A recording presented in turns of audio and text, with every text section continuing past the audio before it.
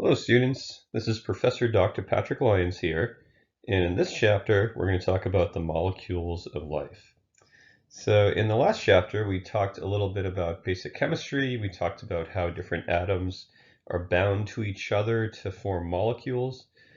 In this chapter we're going to talk about the molecules that are really important to living things on this planet, such as this manta ray, which is the big fish you see in the middle, or the jacks, which are the small fish that you see on the right, or these small fish that are in the front, which are known as chromis fish. So all of these things in us all have the same important molecules that we're going to talk about in this lecture today. So first, let's talk a little bit about what we mean when we say that a compound is organic. Right, so there's the whole field of chemistry known as organic chemistry, and it relates to compounds that are organic, which is any compound that contains both carbon and hydrogen. Right, so all of the molecules that we'll talk about today have both of those things, so that they are organic compounds. And with carbon, uh, probably a lot of why it's such a useful thing to living things is because it can form 4 covalent bonds. And so that's because carbon, one atom of carbon has 6 protons and it has 6 electrons. So if you remember back to what you learned about in the last chapter, you learned about how electrons occur in these shells at different distances from the center of an atom. And the first shell can hold 2 electrons, the second shell can hold 8 electrons, the third shell can hold 8 electrons, and so on and so forth.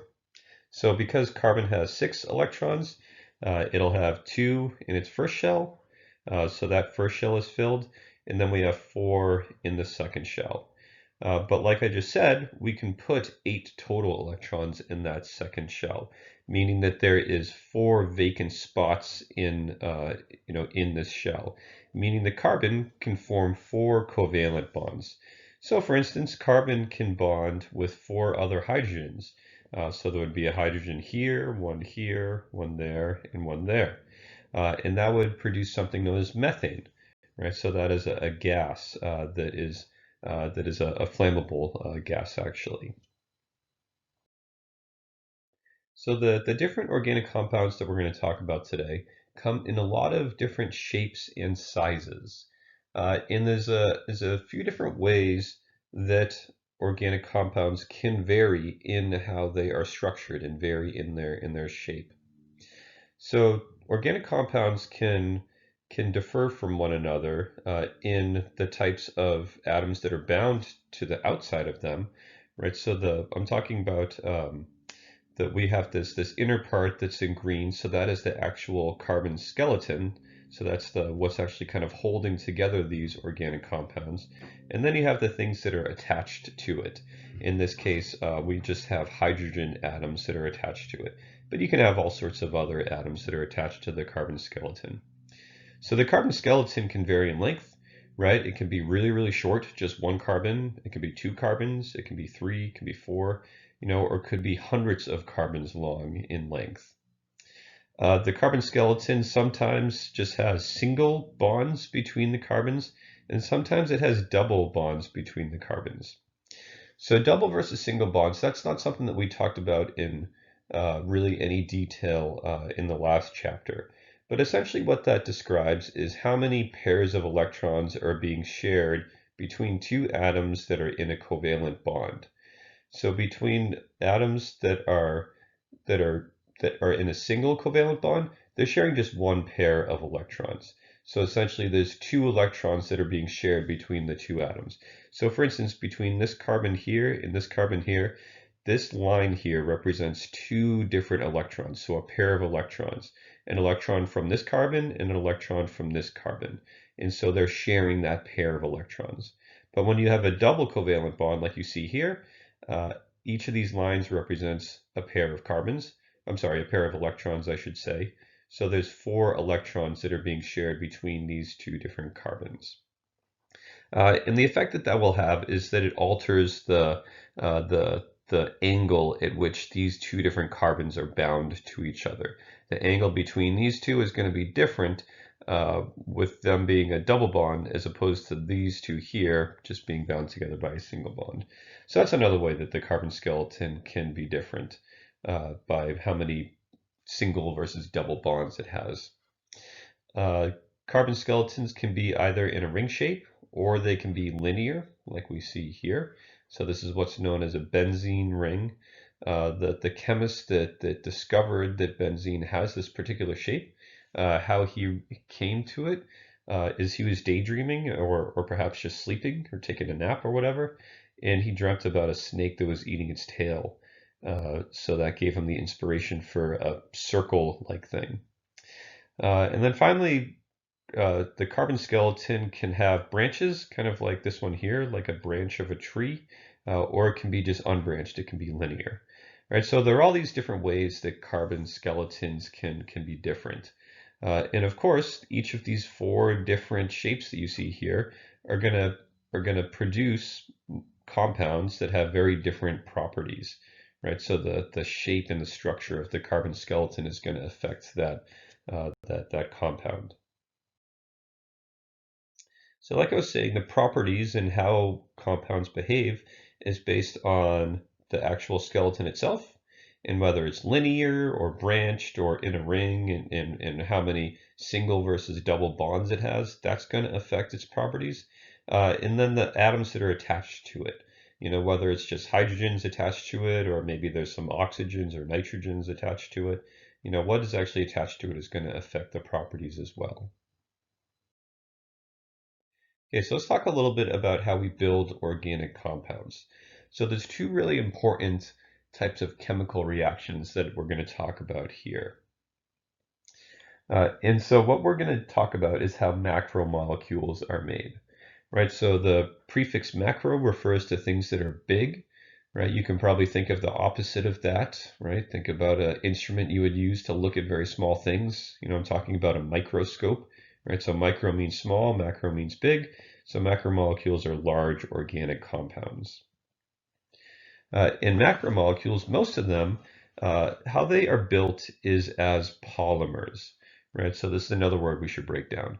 So poly refers to many, right? So like a polygon is a shape that has multiple sides, and so a polymer is a molecule that has many individual units that make it up.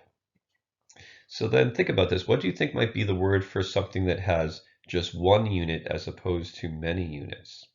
Right? So that is what's called a monomer, right? So mono means one, like mono a mono means, one versus one. And so a monomer is one unit. So if we put together a bunch of monomers, then we make a polymer. And this is how most of the macromolecules that we're going to talk about in this lecture, how they are built. And this is how many of the organic compounds that are inside of you are built, right? They are polymers that are made up of many, many individual monomers. And so how we put them together, how we actually attach monomers to each other is something known as a dehydration reaction, which I'll show a diagram of in a minute.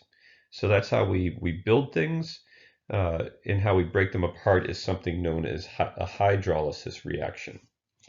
And so I'm going to show a diagram of both of these reactions in a minute, but what I want you to just think about for now is the prefix of both of these words. What do these words make you think of? In particular, the hydro part or the dehydration part, right? So dehydration, that should maybe make you think of what might be happening to you if you're dehydrated. That means that you don't have enough water.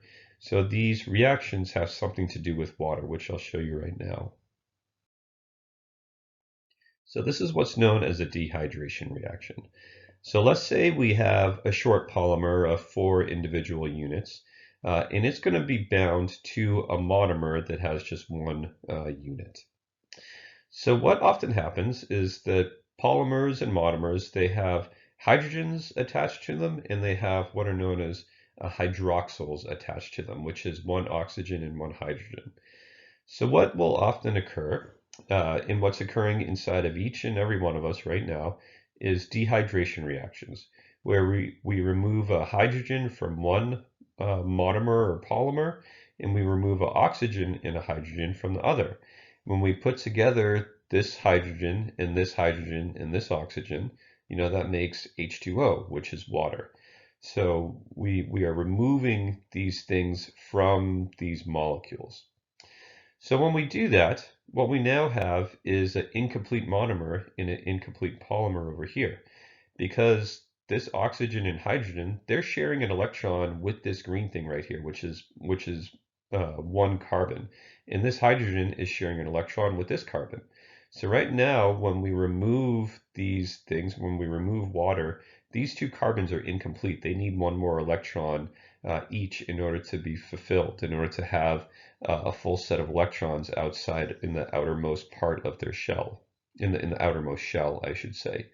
So what they do is they bind to each other, and then they start sharing a pair of electrons, right? So by removing water, we essentially open up a place where these two carbons can attach to each other.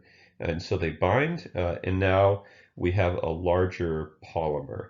Now we've essentially attached this monomer to this polymer.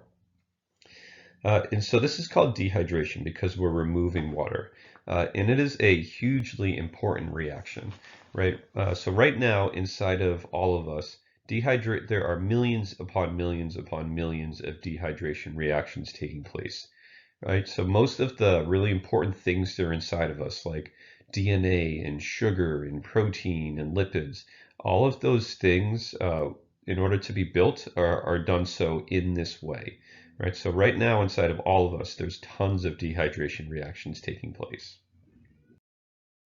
And the very opposite of this is hydrolysis, right? So we insert water in order to break things apart, right? So we break apart this polymer right here. So we break apart this covalent bond.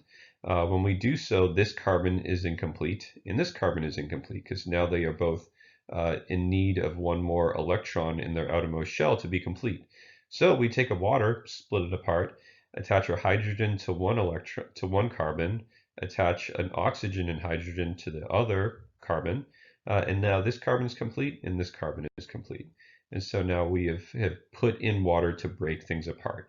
And these reactions, these hydrolysis reactions, these are going on, in huge quantities inside of us right now. So dehydration and hydrolysis, two really important reactions. And that is how the molecules that we're going to talk about for the rest of the lecture, that is how they are built and broken apart. So we're going to talk about four different types of macromolecules, right? So we're going to talk about carbohydrates, we'll talk about proteins, we'll talk about lipids, and we'll talk about nucleic acids. And we're going to kind of talk a little bit about the structure of them, like how they're built, and we'll talk about the functions that they have inside of us. So carbohydrates, I think a lot of you are already pretty familiar with, right? So these are what we would commonly refer to as sugars or polymers of sugars. So for instance, glucose is the base sugar. It is a single unit of sugar, so it is a monomer. And if you put together glucose and some other types of monomers, then you can form starch, which is a type of polymer, many units that are together. These are some foods that are containing carbohydrates, right? I think probably a lot of you already know, especially if you're counting calories, you know that things like bread and pasta and beer have lots and lots of carbohydrates in them. So what are carbohydrates used for?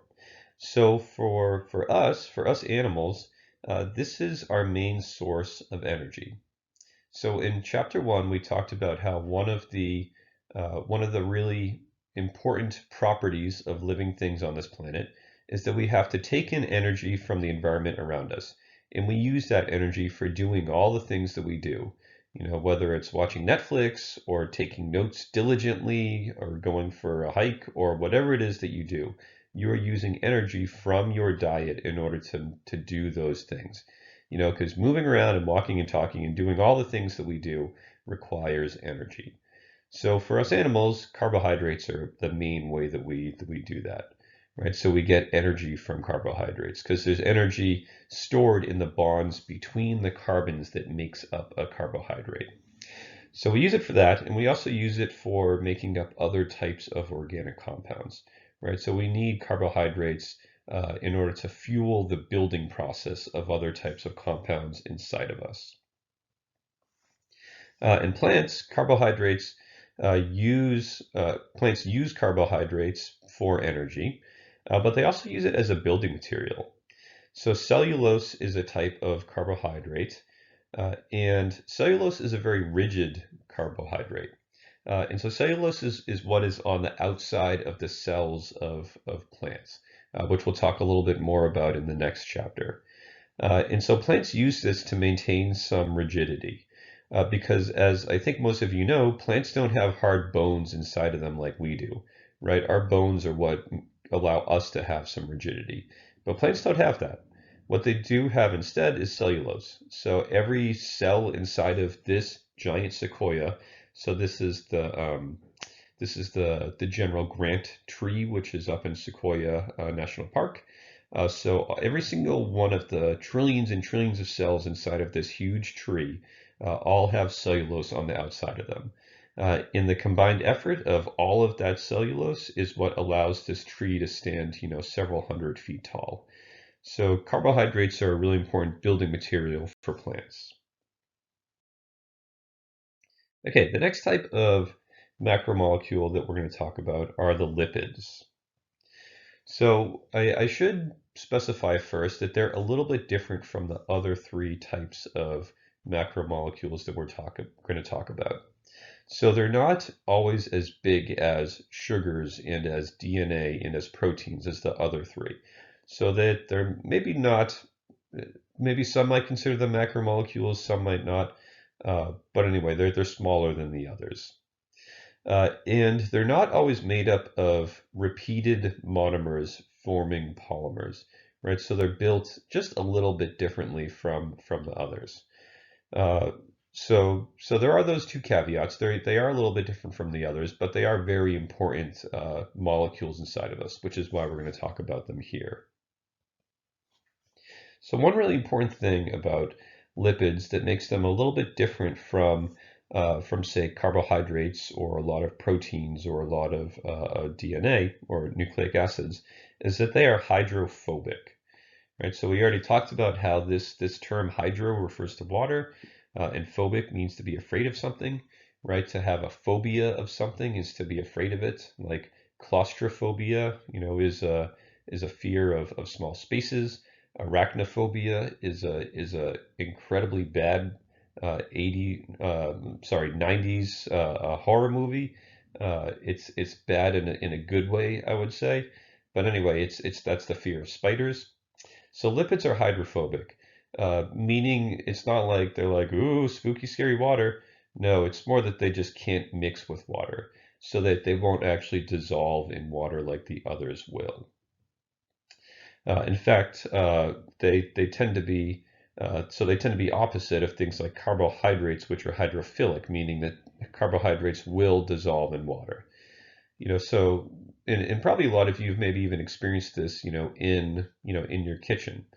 So if you've ever made coffee and if you've ever dissolved sugar into your coffee, you've noticed that sugar, it dissolves. It doesn't just stay on the bottom, unless of course you put, way too much sugar in it.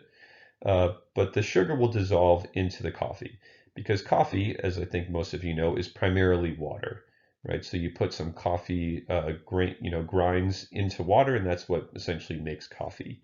And so the sugar that you put in your coffee, if you do so, will dissolve into that coffee because coffee is essentially water. Whereas lipids wouldn't do that so well. So if you were to take some butter, I don't know, say for some reason you really want to dissolve butter into your coffee because you're a weirdo, it just wouldn't work because butter won't dissolve into water because it's hydrophobic. And you can see another example of that here. So this is a salad dressing, right? So we have this dressing that has some oil and has some vinegar. So vinegar is mostly water, and oil is a type of lipid. And as I think most of you know, those two things will separate in a salad dressing. And why they separate is that oil, which is a lipid, won't dissolve into the vinegar, which is a water, so they will separate out. In the oil always goes to the top because it is less dense than the vinegar, which is more dense. So we talked about how less dense things tend to float, more dense things tend to sink, which is why ice will float on the top of water because ice is less dense than water. So let's talk about a couple types of lipids, right? So fat is a type of lipid. And so how fats are made is you have a 3-carbon molecule, this thing right here called glycerol, and it is joined to 3 what are known as fatty acids. So kind of think of it, it's almost kind of like a fork without a handle to it, right? So you've got the part with the pointy parts that you would stick your food into, but there's just no handle back here. So this is what a typical fat is. And there is one really important point I wanted to make here about the difference between molecules that have double bonds in them and ones that only have single bonds in them. So you've probably heard that there's a difference between what are known as saturated fats and unsaturated fats. So I think most of you know that it is the saturated fats are the ones that are worse for your health, right? Those are the ones that are a lot more rich and are a lot more fatty, essentially. And the reason why that is because of single versus double bonds. So an unsaturated fat will have a double bond between one of these carbons here. And what effect that has is that instead of this chain of carbons being in a nice straight line, it kind of goes off at a roughly 30-degree angle. And because of that, you can't pack as many of those unsaturated fats together in a space. They don't pack together nicely. You know, think about it. Like if you have a bunch of perfect square shaped things, you can pack together a lot of them. But if you were to have, say, a bunch of circle-shaped things, they just don't fit together as well. So an unsaturated fat is less fatty essentially because there's less of it packed together in that small space. So things like butter, you know, things that are essentially solid at room temperature, those are things that have a lot of saturated fats that are very, very densely packed with fat. But oils tend to have a lot more unsaturated fat. Things that tend to be a liquid at room temperature tend to have a lot more unsaturated fat. And the difference between those two, like I was saying, just has to do with whether there's single bonds or double bonds between the carbons. So fats are used for a few different important things, right? So we use it for energy storage. You know, if you were, say, doing some exercise and your body ran out of the carbohydrates that it would normally use to do that exercise, your body would start burning that fat in order to help you keep going in whatever exercise you're doing. Fat is also used for cushioning, right? So if you're to look at a lot of the joints throughout your body, so say like your knees or between your vertebrae, you would find a lot of fat in those areas that is acting as a sort of cushion to prevent those very important joints from getting damaged. And fat is also used as an insulation.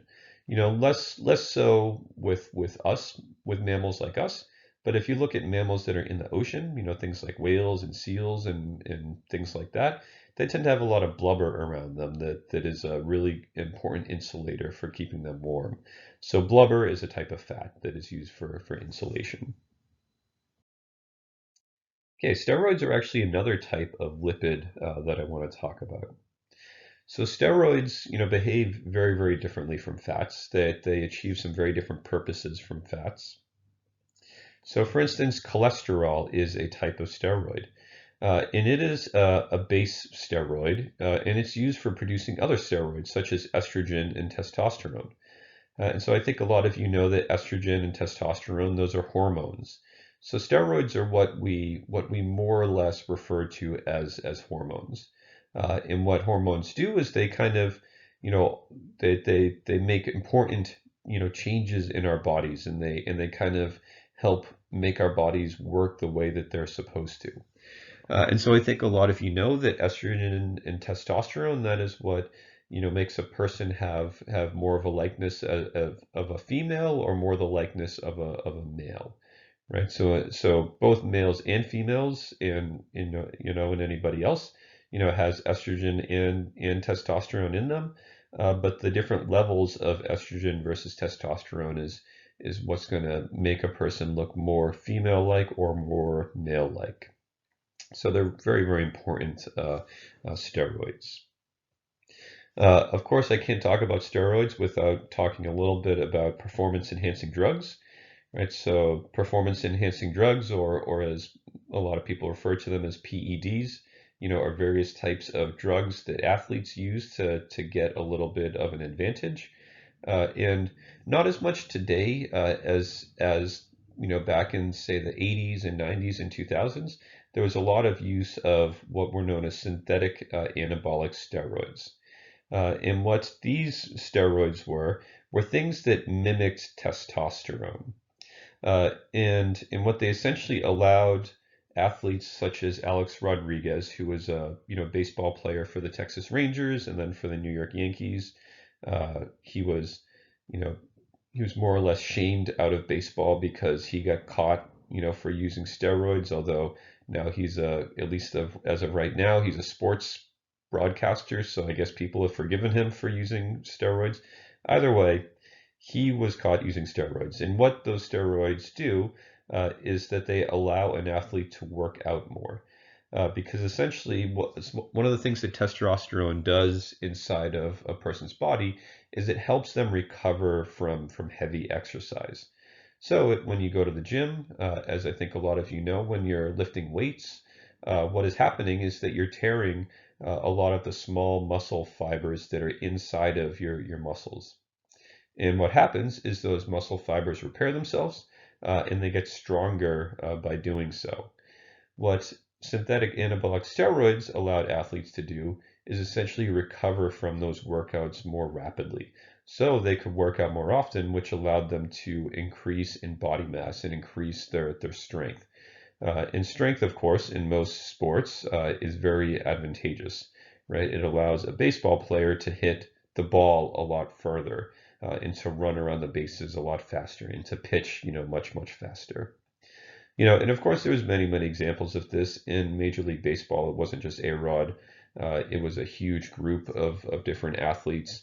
A lot of records are now very much suspicious, such as the lifetime home run record, which is now held by Barry Bonds.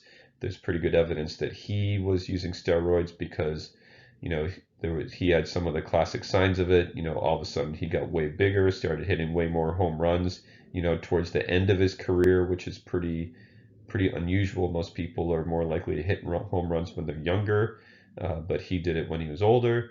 He also ended up having his head looking bigger because that's one of the side effects of steroids. Anyway, was a major issue for a lot of different sports. And it's my understanding that now synthetic anabolic steroids aren't used as much. There's a whole nother different sets of performance enhancing drugs that the athletes are using now. Okay, the next type of macromolecule I want to talk about are proteins. So proteins are polymers of amino acids. Right, so you've probably heard of both of these terms, both proteins and amino acids, and they are related because if you put together a bunch of amino acids, which are monomers, you make a protein, which is a polymer. So proteins are really, really important to us. In particular, they're important for our structure, right? So a lot of the actual structure, the physical structure of our bodies is made up of protein. So if you were to dry out all of your cells, right, remove the water from our cells, which makes up something like 70% of our weight, then greater than 50% of that dry weight would be protein, because we just have a huge, huge amount of protein inside of us. Which I think, on some level makes sense to a lot of us. If you think about it, we are animals, and I think a lot of you know that if you eat other animals, you get a lot of protein from consuming them, right? So foods that are animal based, like like meat or fish or chicken, those are very rich in protein. So us as animals, we're pretty rich in protein. And proteins are really important, right? They're used for just about everything that our cells do. They use proteins. So let's talk a little bit more about those things that proteins do inside of us. So the different proteins are used for different functions. So some of the major types include structural proteins, right? So our hair and our nails, for instance, are made out of keratin. And so keratin is used for giving some shape and giving some structure to something. There are storage proteins. So for instance, if you were to look in the yolk of an egg, just a typical egg that you might get from the store, it's very rich in protein. And what that protein would typically be used for would be for nourishing, that baby chicken as the chicken is developing inside of the egg. Right, so the chicken would typically be in the clear or white part of the egg. In the yolk is the protein rich kind of food source for the chicken, for the little developing chicken. Which is why, of course, the yolk is the most delicious part of a protein of the egg, is because it's the part that is the richest in both proteins, but other things as well. Like it has a lot of it can have a lot of cholesterol in it, which you just learned is a type of lipid, and it can have a lot of fat in it as well. There are contractile proteins, right? So these are what our muscles are made of. It is what is allowing, say, your heart to beat right now, right? Your heart beats something like maybe say like once a second, or maybe once and a half per second. And every time your heart beats, there are contractile proteins inside of it that are constricting, various spaces inside of your heart to pump blood through your body. And there are transport proteins. What these do is they move things around our body and around our cells. There's one really important one that we're going to talk about a lot throughout the semester. So we're going to talk a lot about hemoglobin. And so some of you are probably already familiar with that term. Maybe some of you are thinking that I think that has something to do with the blood. If you're thinking that, then you're right. So hemoglobin is a protein that is on the surface of our blood cells, and that is what transports oxygen throughout our blood. So it is the actual thing that allows oxygen to be moved throughout our circulatory system. So it's a very, very important transport protein, because we all need, tons and tons of oxygen in order to survive, which we'll talk a little bit more about when we get to that in chapter 6. Finally, there are enzymes. So enzymes are proteins that speed up chemical reactions. Right, so we talked about two really important chemical reactions earlier in this chapter. So we talked about hydrolysis and we talked about dehydration reactions. So what I didn't tell you when we were discussing those is that there are various types of proteins known as enzymes that will speed up those reactions. They essentially allow them to take place quicker. So inside of all of us right now, there are millions upon millions of chemical reactions taking place. And enzymes are what allow those chemical reactions to occur. So for instance, uh, most of us are able to produce we're able to produce something known as lactase. So lactase is an enzyme that breaks down lactose. Lactose is a type of sugar. And so what lactase does is it takes that sugar and it breaks it apart into smaller bits so that we can get the energy out of it. So we use the enzyme lactase to break down the sugar lactose.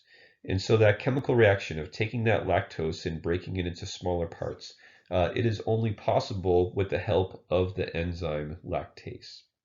So people that are lactose intolerant are essentially people that either don't produce enough lactase, or there's some issue with their lactase. It might be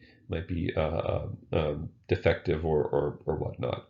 So people that are lactose intolerant have to take something like a lactase pill, which then allows them to break down things like any sort of dairy products that are rich in lactose. So all the proteins, how they are built is by putting together different amino acids. So I talked a little while ago about how proteins are polymers made up of monomers. Those monomers are amino acids. And so there are 20 different types of amino acids, and all of them are built in the same exact way. So all amino acids have an amino group, hence their name. An amino group is just a nitrogen with two hydrogens attached to it. It has a carboxyl group, which has a carbon, two oxygens, and a hydrogen. We have a central carbon that is attached to a hydrogen. And then we have this thing known as a side chain. So the 20 different amino acids, each of them have their own unique side chain, right? So all 20 amino acids are identical up here, but how they are different from each other is these side chains that are down here. And so it's those side chains that gives amino acids their own unique properties. That's how they are different from each other. And by putting together, say, hundreds or thousands of amino acids all attached to each other, that's what makes a protein.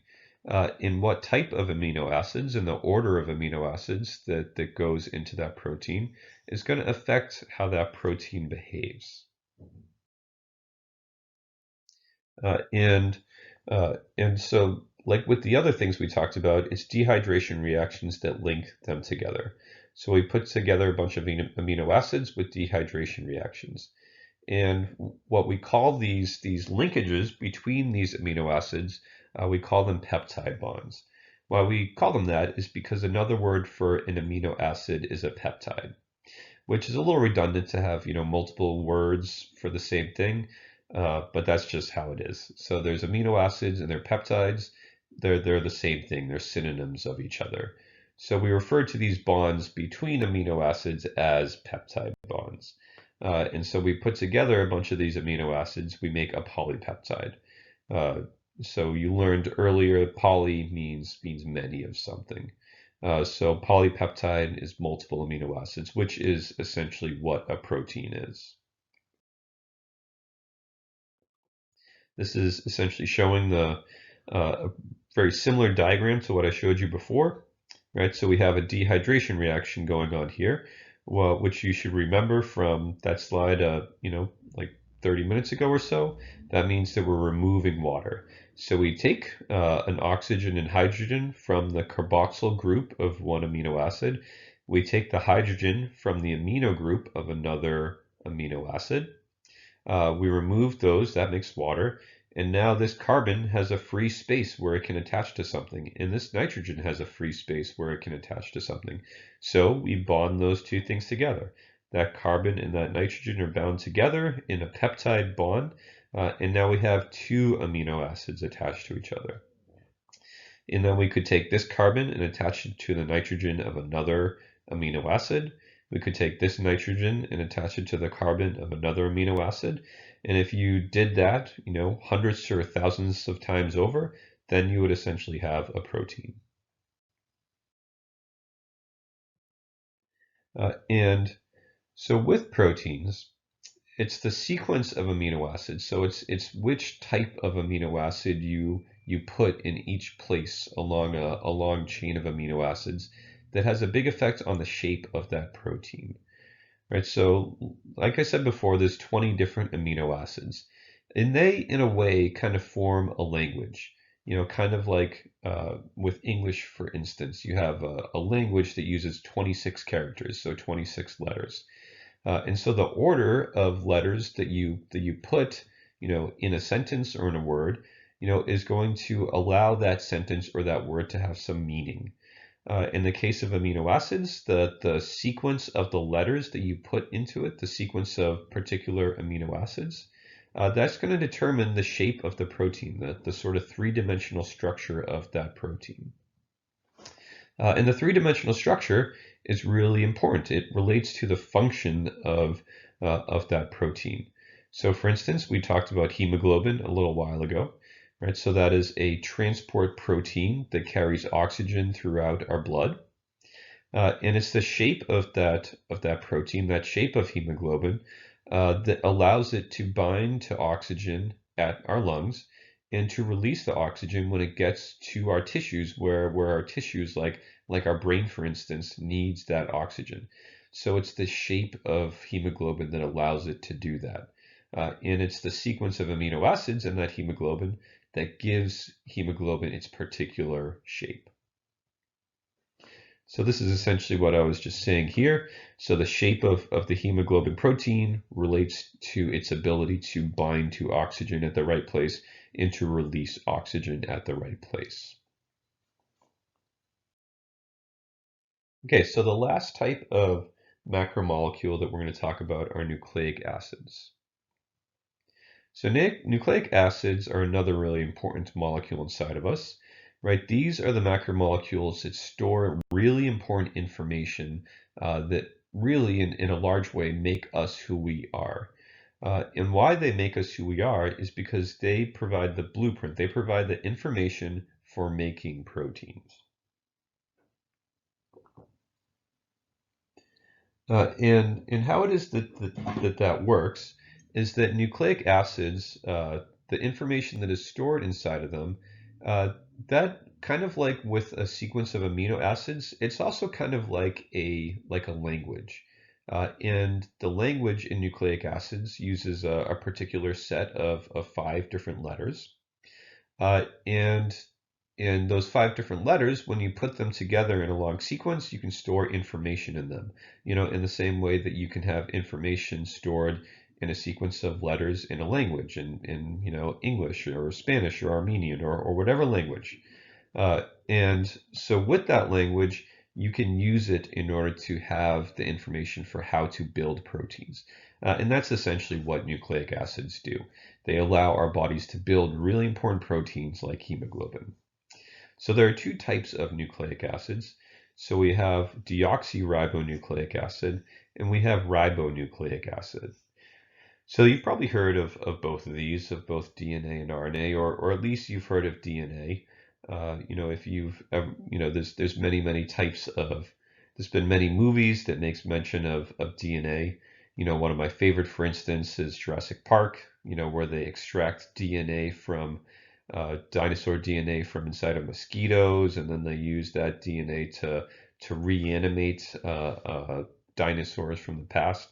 If you haven't seen Jurassic Park, sorry to spoil it for you, but that movie's like 30 years old now, so you should know what happens in it by now.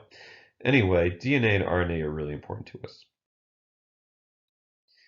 And so where we get our DNA is from our parents, right? So probably a lot of the reason why we look like our parents is because we get our DNA from our parents, right? So the DNA that we start off with when we are babies is the DNA that we got from our parents. And then we just, throughout our lifetimes, we just make more and more copies of that same exact DNA, right? So DNA is why parent and offspring, whether you like it or not, that's why you look like your parents. Which, believe it or not, is actually something that we only discovered, not actually that long ago. It's a really, important part of life on our planet, DNA being passed down from parent to offspring. But that was only figured out in the 1950s. So, so we've really only known that for 70 years. So like think about the age of a lot of like your grandparents or maybe even your parents. It's only been in the lifetime of your parents or grandparents that we've actually learned this really key part of how life works on the planet. So it's only in that time that we've learned that DNA is passed down from parent to offspring. And so our DNA, we have it in the form of chromosomes, right? So DNA sits inside of our cells, and it sits in these chromosome things. And probably a lot of you, even know, that humans have a certain number of chromosomes, right? So we have 46 inside of us. In other types of animals and plants, they have different numbers of chromosomes. So a chromosome is you can kind of think of it as a package that has many individual letters of DNA inside of it. Thousands upon thousands of individual letters of DNA inside of it. And so stored inside of those thousands and thousands of letters of DNA are genes. So genes are really important because that is a particular stretch of DNA that has the information or the code for the sequence of amino acids in a polypeptide, so in a protein. So you can kind of think of all of our DNA, you can kind of think of it as a volume of many, many, many books. And there is one particular book for, say, the hemoglobin protein. In that particular book has a whole bunch of DNA letters in it, so thousands of DNA letters in it. And those thousands of letters store the information for making hemoglobin. And you have another book in your set of DNA that is for lactase. And so that particular book has a whole bunch of DNA letters in it, and that is the book that your body uses to make lactase. And there's an insulin book inside of all of this, inside of this DNA, and all this DNA that you have inside of you.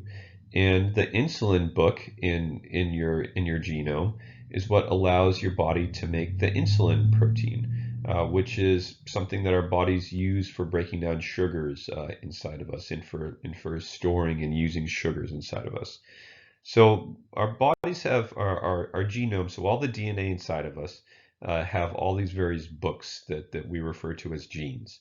And each gene has the information for making one particular protein.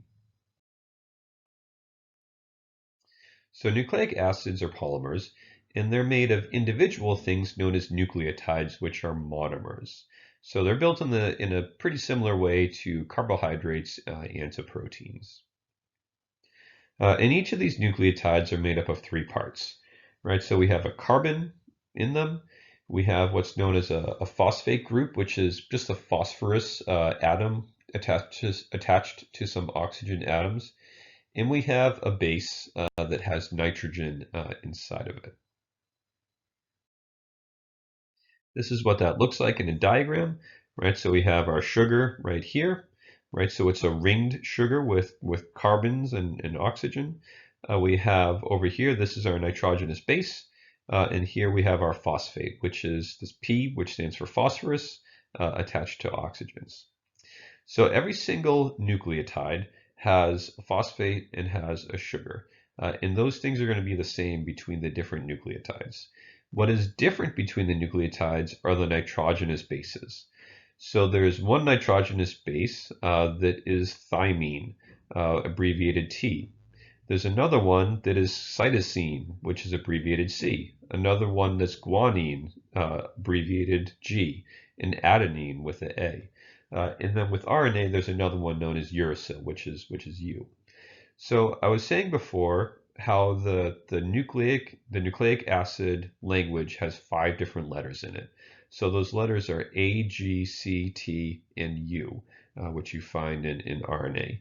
And so these 5 different letters are essentially what allows for information to be stored inside of our DNA, inside of our RNA. In the same way that the 26 letters in the English alphabet, the same way that those 26 letters can be used to store information inside of words and inside of sentences, these 5 letters allow for information to be stored inside of our DNA and inside of our RNA. So in the same way that dehydration reactions were used in those other macromolecules, they're used here too. So dehydration reactions link together nucleotides. And those nucleotides, once they're bound to each other, they're going to be bound by a covalent bond. And so the sugar of one nucleotide will be attached to the phosphate of the next nucleotide. So this is what makes up the sugar-phosphate backbone. So what is holding together a long strand of DNA or RNA is the sugars and phosphates all attached to each other.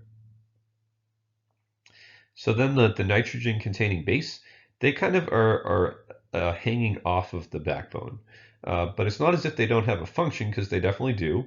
You know, as we said before, they are what allow for information to be stored inside of our DNA and RNA. But they do have another really important purpose in the case of DNA. So what you see here is another diagram where the blue part is the sugar, the yellow part are the phosphates. And you see the T's and G's and A's, as we learned before, those are the nitrogenous bases or nitrogen-containing bases. So in the case of DNA, which are two strands of DNA that are bound to each other, they bind to each other and form this classic double helix shape. And how those two strands are actually attached is by their nitrogen-containing bases. So a T base will attach to an A base, and how they attach is with a hydrogen bond, which we learned that comes from unequal charges inside of a molecule, resulting from electrons not being shared equally between the atoms inside of that molecule. So the C's will bind with G's, T's with A's, A's with T's. All these bonds, all these hydrogen bonds hold together the two strands of DNA. And so that brings up an important point. So DNA is double-stranded. They form this double helix thing. Whereas RNA is single-stranded. So RNA has just one strand. There's never two attached to each other, whereas DNA is two. So that is one major difference between the two of them. And there's going to be a lot more differences that we'll talk about in later chapters. But for now, I just want you to know about the fact that RNA is single-stranded and DNA is double-stranded. And what these molecules do in general is they store information for making proteins. Okay, so that is all I want to talk to you about now in terms of organic chemistry and organic compounds and such. In the next chapter, we're going to talk about what we do when we put together all of those different organic molecules. Specifically, we're going to talk a little bit about what goes on inside of our cells.